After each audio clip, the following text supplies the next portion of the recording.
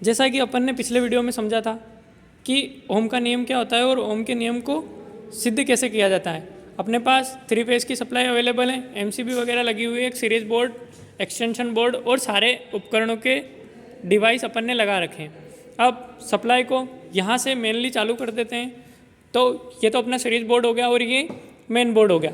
जैसे ही इसको चालू किया जाता है ऑटो ट्रांसफार्मर में सप्लाई आ जाती है। अब जैसा कि अपन सर्किट में देखें तो अपने पास एक ऑटो ट्रांसफार्मर लगा हुआ है। ऑटो ट्रांसफार्मर मतलब एक वेरिएबल प्रतिरोध जिससे अपन 0 से लगा के 220 वोल्ट या 270 वोल्ट तक की सप्लाई को कम से ज़्यादा कर सकते हैं। और जिसे डिटेक्ट करने के लिए अपन ने एक एसी वोल्ट मीटर 0 से 500 वोल्ट की रेटिंग का लगाया हुआ है। फिर एक एम्पियर मीटर लगाया हुआ है जिसके 3 टर्मिनल हैं, कॉमन 25 एम्पियर और 15 एम्पियर। जैसा कि अपने पास लोड बहुत ही कम है तो अपन 15 एम्पियर वाले से आउटपुट ले लेंगे, ठीक है। एक अपन ने शुद्ध रजिस्टिव के लिए बल्ब लगा दिया है। बल्ब कम करंट लेगा इसलिए अपन ने एक मोटर को भी लगा दिया है कि कितने वोल्ट पे अपनी मोटर की स्पीड कम ज़्यादा कर सकते हैं, ठीक है। जैसे कि अपन पंखे की स्पीड को कम ज़्यादा करते हैं वैसे ही मोटर की स्पीड को कम ज़्यादा करके भी देखेंगे। दोनों डिवाइस को पैरेलल में कनेक्ट किया हुआ है, समांतर क्रम में, है ना। उसके बाद अपने पास जो एम्पियर मीटर है, जैसा कि हमें पता है एम्पियर मीटर सीरीज में जुड़ता है, सीरीज में जुड़ा हुआ है। वोल्ट मीटर पैरेलल में।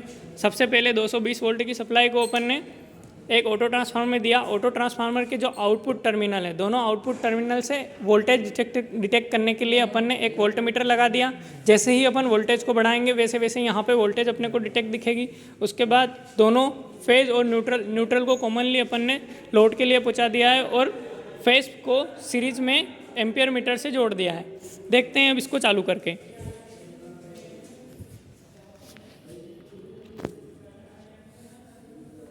जैसे ही अपन धीरे धीरे वोल्टेज बढ़ा रहे हैं, बल्ब की रोशनी बढ़ रही है और मोटर अभी स्टार्ट नहीं हुई है। मोटर लगभग 100 वोल्ट पे ही स्टार्ट होगी, इससे कम वोल्ट पे स्टार्ट नहीं होगी। यहाँ पे भी वोल्ट मीटर में थोड़ा जूम करके देखें तो धीरे धीरे वोल्टेज भी बढ़ना चालू हो गई है और मोटर भी स्टार्ट हो गई है।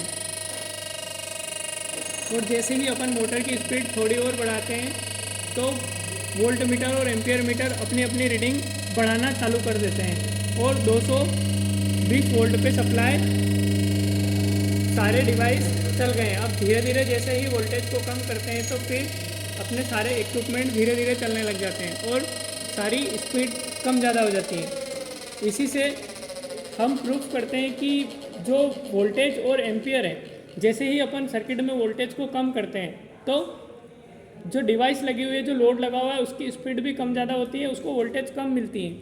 और जैसे ही अपन वोल्टेज को बढ़ाते हैं तो रेजिस्टेंस घटता जाता है और बल्ब की रोशनी भी तेज़ होती जाती है। तो ये ओम का नियम। ओके।